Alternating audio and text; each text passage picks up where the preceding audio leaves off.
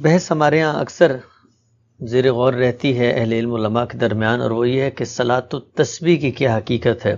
ایک استدلال یہ پیش کیا جاتا ہے، اگرچہ وہ روایات جن میں یہ نماز ثابت ہوتی ہے سند کے لحاظ سے تو ضعیف ہیں، لیکن اگر دین کے مجموعی مزاج، عبادات کی حیت اور درایت کے نقطہ نظر سے دیکھا جائے تو ان روایات کو قبول کیا جا سکتا ہے۔ آپ کی نظر میں صلاۃ التسبیح کیا کوئی نماز ہے جو اس کی خاص نوعیت کی شکل، اس کے اعمال و اذکار ہیں، ثابت ہے، اور کیا روایت کو درایت کی بنیاد پر قبول کیا جا سکتا ہے؟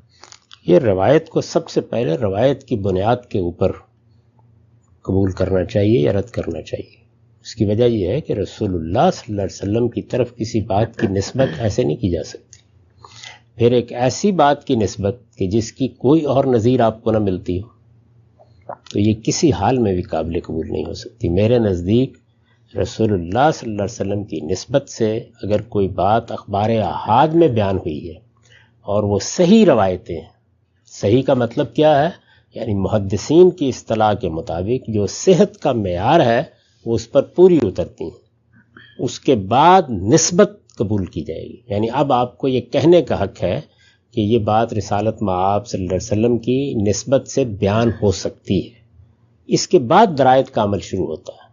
یعنی اگر کوئی روایت اس معیار پر پوری اترتی ہے لیکن ہم اس کے ٹیکسٹ کو یا اس کے متن کو دیکھتے ہیں تو یہ معلوم ہوتا ہے کہ یہ تو قرآن کے بالکل خلاف ہے، یہ معلوم ہوتا ہے کہ یہ سنت ثابتہ کے خلاف ہے، یہ معلوم ہوتا ہے کہ علم و عقل کے مسلمات کے خلاف ہے، تو اس کو بھی قبول نہیں کیا جائے گا۔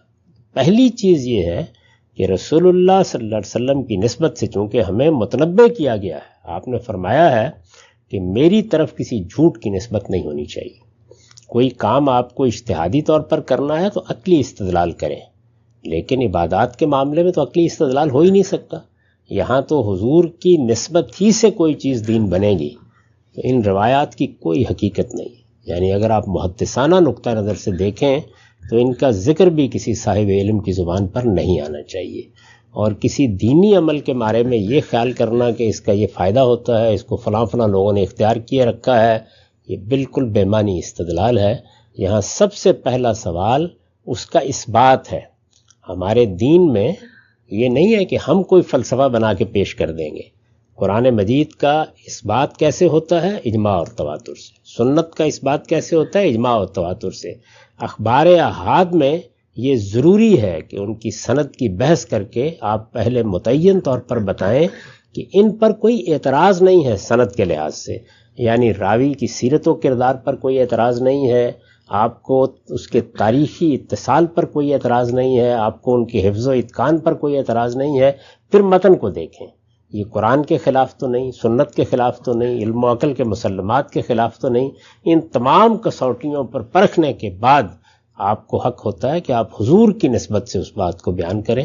تو اس وجہ سے میں تو اس کو کسی حال میں بھی ادنیٰ درجے میں بھی قبول نہیں کر سکتا۔ میرے نزدیک دین کے معاملے میں آپ کو بڑی محکم دلیل کی بنیاد پر کوئی بات کہنی چاہیے، اس سے ہٹ کے نہیں کہی جا سکتی۔ یہ تو ہے روایت کا معاملہ۔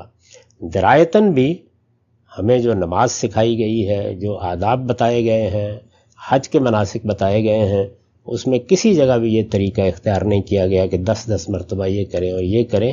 یہ کچھ صوفیانہ قسم کی روایات ہیں جو ہمارے ہاں آ گئی ہیں، میں ان کو بالکل بے بنیاد سمجھتا ہوں۔ تو ہم سب پھر یہ کہا جا سکتا ہے کہ صلاۃ التسبیح ایک بدعت ہے؟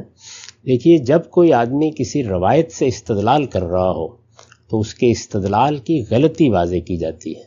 بدعت کسی چیز کو اس وقت کہا جاتا ہے جب بغیر استدلال کے کوئی آدمی محض یہ کہہ کر کوئی بات پیش کرے کہ ایک اچھی بات ہے، میری طرف سے قبول کر لی۔